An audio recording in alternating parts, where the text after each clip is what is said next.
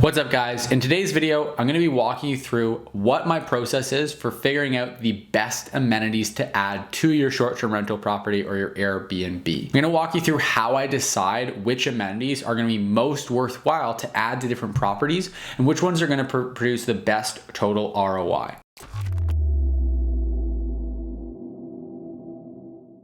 So let's walk through the process step by step, and the first place I always like to look is the list of potential amenities. Now, obviously you could add anything to your property you want, but what you really want to do is optimize it for platform performance. So if you're on Airbnb, for example, you want to optimize by getting amenities that are actually going to enhance your performance on that platform.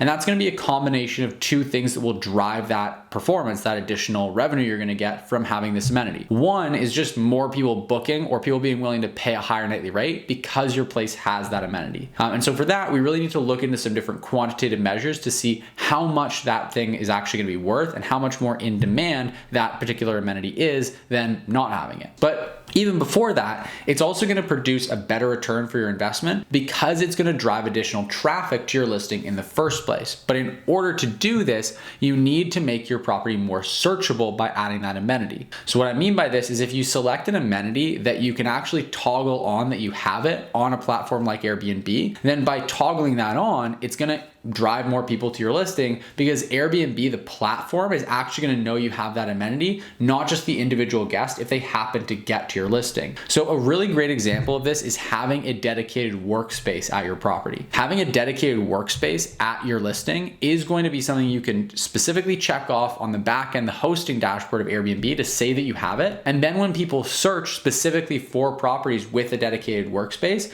your property is going to show up. They're also going to recommend it more to people that they know are traveling for business travel because they know that that's an amenity that they really want. So the best thing that I like to do to get inspiration for potential amenities to add is go and look at the hosting dashboard of all the big list of amenities that you can toggle on or off and use that as inspiration to figure out initially which amenities are going to be worth adding. That being said, you also have to remember, and this is where the kind of second stage of figuring out the right amenities comes in, you have to remember that this amenities list on Airbnb on the back end as a host is the exact same for every host of every property all over the place. And so just because it's on the list doesn't mean that it makes sense for your particular listing. For example, they have hot tub on the list. Well, if you have a condo that already has a hot tub, then adding one on your balcony is probably not going to make a lot of sense. If you have a listing that's geared towards individual travelers, like business travelers, for example, then those types of amenities probably aren't going to make sense. A hammock, probably not going to make sense. But if you have a listing that's geared more towards families or larger groups, then those amenities can make sense. So the second thing you have to consider is who your ideal guest is that's actually booking your property or going to be booking your property and why they're booking their property. And that's going to lead you to what amenities are going to be most useful or most valuable to them.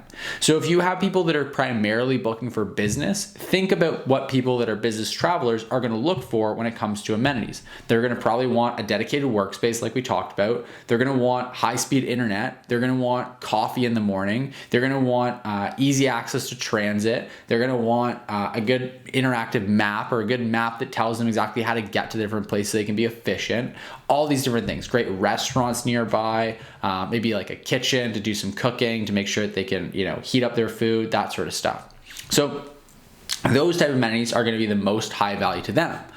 Guys, just want to take a quick break here to say that for those of you watching who want to build cash flow and long-term wealth by purchasing Airbnbs and short-term rental properties, there's a link in the description right down below for a free training that'll walk you through my exact strategy for investing successfully in Airbnbs.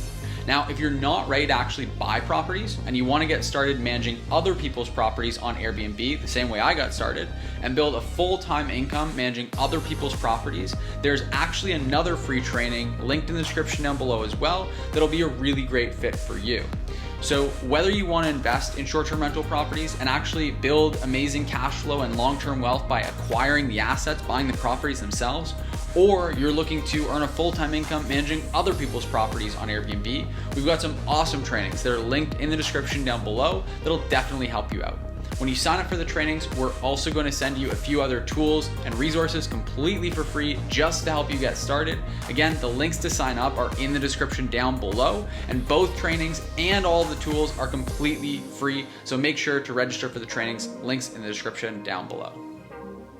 Whereas if you think about a large group of friends that are traveling, they probably don't care nearly as much about the internet being the fastest speed possible. It's not to say that you shouldn't get high speed internet. I recommend that for every listing, but it's not going to be nearly as important to them as it is going to be to the business traveler.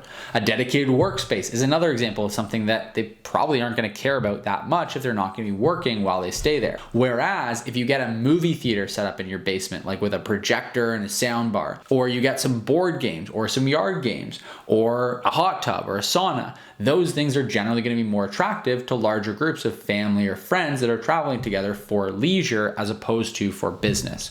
So that's the first thing, is you really want to look at just the list of amenities to get inspiration. The second thing is then thinking about who your ideal client actually is, your ideal guest, and what they're looking for in this particular stay, and which amenities are actually going to cause them to pay more money for this listing, or to extend their stay and stay longer because it's a nicer place, or to just book more in general. They're going to choose your listing over another listing because you have these specific amenities. So that's kind of the second stage, but then that's going to get you enough headway to figure out some of those lower ticket amenities, which ones are going to be make sense to add, because really it doesn't take a whole lot of analysis to make a $50 purchase decision on a coffee maker or a board game. But what about some of those bigger ticket items, like for example an EV charger, a hot tub, a sauna, a pool, maybe even. Those are things that are larger investments to the tune of $5,000, $10,000, $20,000, $30,000, and you probably don't want to make that investment just based off of a best guess that this is going to be valuable for the people, or knowing that it's going to be valuable for your guests but not knowing how much more revenue it's actually going to drive. And that's where I really like to use the tool PriceLabs. PriceLabs has a dashboard where you can basically go in. So a lot of people know PriceLabs as a pricing tool to automate and optimize your pricing for your listing. And while I use it for that, I also really like to use their dashboard feature. And I want to say up front as well that this video is not in any way, shape, or form sponsored by PriceLabs. I'm not being compensated by them for saying this. I just personally really like using their software. I've tried out a few of the different softwares out there. PriceLabs is one I like the best. And the thing I really like about their dashboard feature is that you can actually go and look in your market.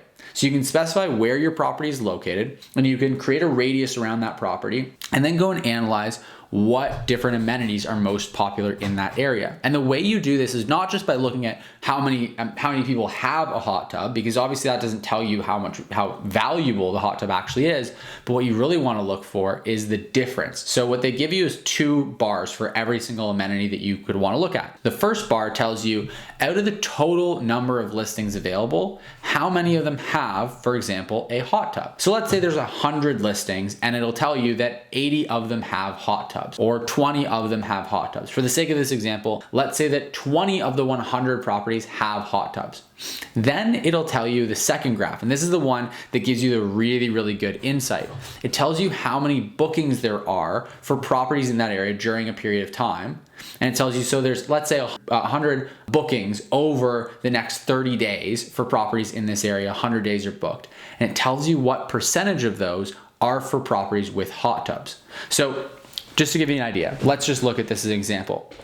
Let's say that in a market, 20 out of 100 properties have hot tubs, but out of 100 bookings or 50 bookings, 40 of those 50 bookings are for properties with hot tubs. Well, that's a really, really good sign, because that tells us that there's only a small portion of properties in the area have hot tubs, but the lion's share of the bookings are for those few properties that have that amenity. So it tells us that's kind of part of the 80-20 rule. Yeah, sure, 20% of properties have hot tubs, but 80% of the bookings are going towards those 20% of properties that have that amenity. So that tells you that those properties are actually getting booked up more as a result of that amenity. Sure, it's not conclusive.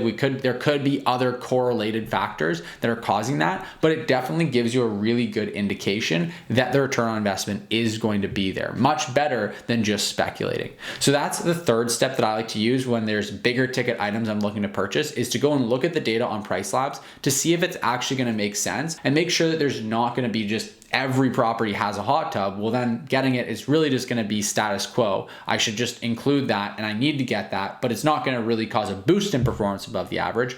Versus if there are fewer properties that have hot tubs, then having one is going to make my listing stand out, and I can see if it's actually going to lead to more bookings, and then I can actually analyze and see how much additional return I'm going to get. The other thing you can do to kind of dial in your numbers even further is to actually look at comparable properties on AirDNA to see a property without a hot tub versus a property with a hot tub, and look at two properties that are very similar to see which one performs better. And you can do this with larger data sets and get 5 properties without hot tubs and 5 properties with. Do the same thing with swimming pools, EV chargers, whatever you want to do, so that you can actually try to quantify if it's going to be worth your while. And my experience tells me that in different markets, the answer to this question is going to be very different. With different properties, the answers to these questions are going to be very different. So I do recommend that if you're investing in a property, that you put on your investor hat and do this due diligence. Don't just look at it as spending $5,000 or $10,000 to get that amenity. You're actually investing that money. So you want to make sure that that investment is going to provide a really good return